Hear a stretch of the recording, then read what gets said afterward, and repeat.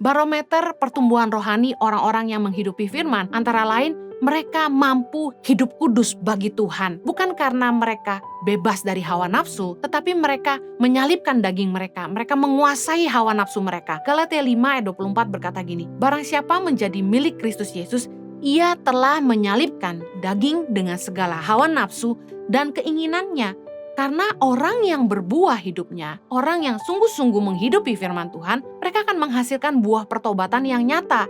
Dalam Matius 3 ayat 8 berkata, jadi hasilkanlah buah yang sesuai dengan pertobatan. Jadi kalau yang tadinya mereka hidup dalam percabulan, mereka berhenti hidup dalam kenajisan. Ketika Yesus ketemu dengan wanita yang kedapatan berbuat zina, Yesus berkata kepada perempuan ini, pergilah dan jangan berbuat dosa lagi mulai dari sekarang. Nah, buah dari pertobatan adalah kita berhenti berbuat dosa. Bukan berarti kita kebal dosa. Bukan berarti kita tidak bisa berbuat dosa lagi. Tapi kita memutuskan untuk tidak lagi hidup dalam dosa. Kita memutuskan untuk tidak melakukan dosa. Jangan berbuat dosa lagi menjadi sebuah ketaatan, ketetapan hati, dan keputusan kita, bukan paksaan. Bukannya tidak bisa berbuat dosa, tapi kita memilih untuk tidak berbuat dosa. Kedewasaan rohani memberi buah, yaitu pertobatan yang sungguh dan orang-orang menjadi pelaku firman.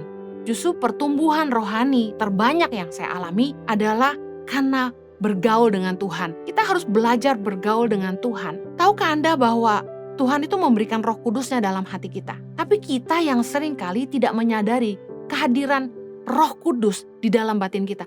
2 Timotius 1 ayat 14 berkata, pelihara harta yang indah yang telah dipercayakannya kepada kita oleh Roh Kudus yang diam di dalam kita. Kita seringkali lupa, kita nggak aware tentang kehadiran Roh Kudus. Padahal Tuhan itu tinggal di dalam kita dan kita harusnya bisa bercakap-cakap dengan Dia di dalam doa. Seringkali orang terpaku, doa itu harus begini, harus memejamkan mata, berlutut, dan sebagainya. Padahal doa adalah begini, kita bercakap-cakap dengan Tuhan di dalam doa, menceritakan tentang apa saja, menumpahkan isi hati kita, kerinduan kita, bahkan memakai momen itu untuk bertanya kepada Tuhan apa yang Tuhan rindukan dalam hidup kita, menyembah Tuhan. Galatia 5 ayat 25 berkata gini, jikalau kita hidup oleh Roh, baiklah hidup kita juga dipimpin oleh Roh. Saya percaya bahwa Tuhan menaruh Roh Kudus dalam batin kita supaya kita hidup dipimpin oleh Roh, supaya kita senantiasa bertanya kepada Tuhan apa yang kita harus lakukan, khususnya di tengah-tengah masalah.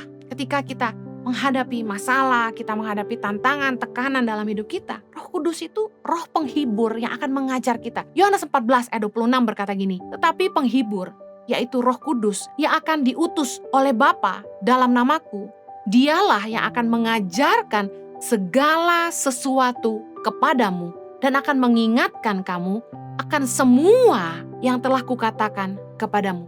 Bagaimana Roh Kudus mengajar kita? Saat kita baca firman Tuhan, tiba-tiba ada sebuah pengertian yang baru yang Tuhan berikan ketika kita sedang baca firman. Pernahkah Anda alami itu? Ini yang sering kali saya alami. Waktu lagi baca firman, tiba-tiba diajar sesuatu, seperti diajari sesuatu. Itu Roh Kudus. Kemudian ketika kita di tengah-tengah masalah, kita menghadapi tekanan, ada hikmat yang muncul tentang apa yang kita harus lakukan, bagaimana kita harus menghadapi masalah itu. Ketika kita tertekan, gak ada jalan keluar, tiba-tiba ada titik terang, ada hikmat, kita jadi ngerti kita harus bikin apa. Kemudian Roh Kudus mengajar kita untuk rendah hati, untuk mengampuni, dan lain sebagainya. Luar biasa bagaimana Tuhan tuh memimpin hidup kita, kalau kita bisa menyadari kehadirannya. Dan ketika kita menghadapi masalah-masalah, tiba-tiba ada rema firman Tuhan. Dikatakan Roh Kudus itu akan mengingatkan kita akan firman Tuhan. Ada orang-orang yang mungkin melakukan sesuatu yang gak mengenakan buat kita. Tiba-tiba Roh Kudus kasih rema. Jangan balas kejahatan dengan kejahatan, tapi lakukan yang baik untuk semua orang. Ada hal-hal yang Tuhan ajarkan dalam firman Tuhan yang tiba-tiba diingatkan kepada kita.